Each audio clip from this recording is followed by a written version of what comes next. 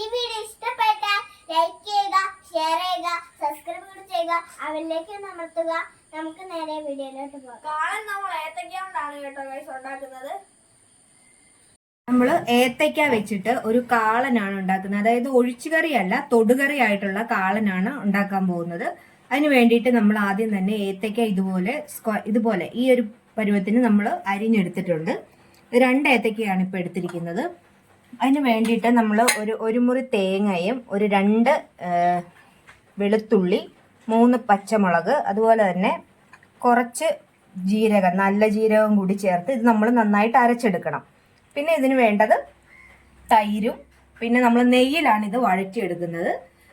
പിന്നെ കടുക് താളിച്ചെടുത്തുന്ന നമ്മുടെ കാളൻ റെഡിയാവും. കുട്ടിക്കാളൻ എന്നാണ് ഇതിന് പറയുന്നത്. അതായത് വെള്ളമില്ലാതെ തൊടുകറിയായിട്ട് വെക്കുന്നത്. അപ്പം നമുക്കത് എങ്ങനെയാണ് ഉണ്ടാക്കുന്നതെന്ന് നോക്കാം.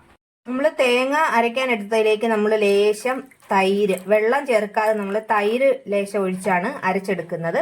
ഇത് നല്ല പേസ്റ്റായിട്ട് അരച്ചെടുക്കണം. ആദ്യം തന്നെ നമ്മൾ ഈ ഏത്തയ്ക്ക നമ്മൾ ലേശം നെയ്യ് ഒഴിച്ചാണ് നമ്മൾ വഴറ്റാൻ പോകുന്നത്. ഏത്തയ്ക്ക ഉടയാത്ത രീതിയിൽ ജസ്റ്റ് ഒന്ന് വഴറ്റിയെടുക്കണം. നെയ്യിലാണ് വഴറ്റുന്നത്. സ്വാദ് ഉണ്ടാകാൻ വേണ്ടിയിട്ടാണ് നെയ്യ് ചേർക്കുന്നത്. നമ്മൾ ഈ ഏത്തയ്ക്ക ഇതിലിട്ട് ഒന്ന് നന്നായിട്ട് വഴറ്റിയെടുക്കണം.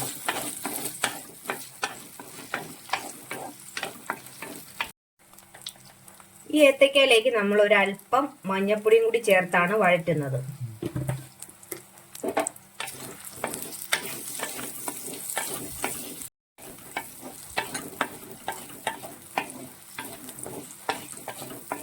നമ്മൾ പഴം ഇതില് നെയ്യിൽ വഴറ്റി എടുത്തിട്ടുണ്ട് ഏത്തയ്ക്ക.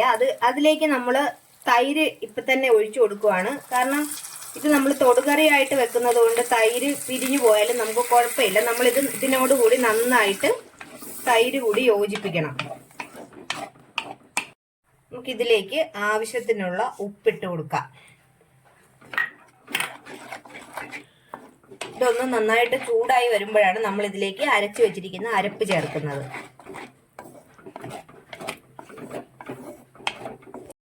തൈര് നമ്മൾ നന്നായിട്ട് ചൂടാക്കിയാലും കുഴപ്പമില്ല. നമ്മുടെ ഏത്തയ്ക്ക ഈ തൈരിൽ പുളി ഉള്ളത് കൊണ്ട് ഏത്തയ്ക്ക ഇനി ഉടഞ്ഞു പോകത്തില്ല. അതുകൊണ്ടാണ് നമ്മൾ തൈര് ചേർത്ത് ഇളക്കുന്നത്.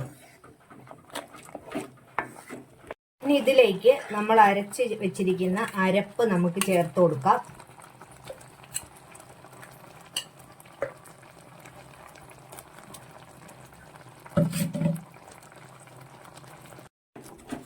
അരപ്പ് ചേർത്ത് നമ്മൾ നന്നായിട്ട് ഇത് ഒന്ന് തിളപ്പിക്കണം.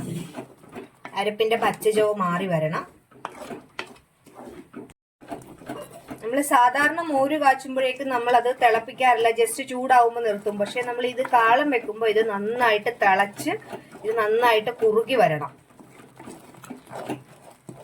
എണ്ണ ചൂടായിട്ടുണ്ട്. നമുക്ക് കടുക് ഇട്ട് കൊടുക്കാം. നമുക്കിതിലേക്ക് ഉലുവ ചാളിച്ചു കൊടുക്കാം.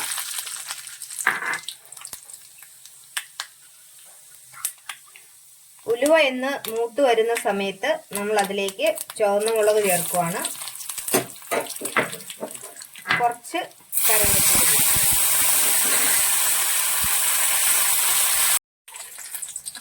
നമ്മുടെ കാളനെ നമ്മൾ താളിച്ചു കൂടി ഒഴിച്ചു കഴിഞ്ഞപ്പോഴേക്കും നമ്മുടെ കാളൻ്റെ ഇവിടെ റെഡി ആയിട്ടുണ്ട്.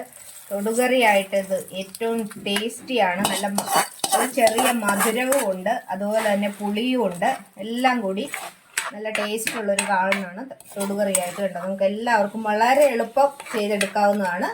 അപ്പോൾ എല്ലാവരും ഇതുപോലെ ഒന്ന് ചെയ്ത് നോക്കണേ.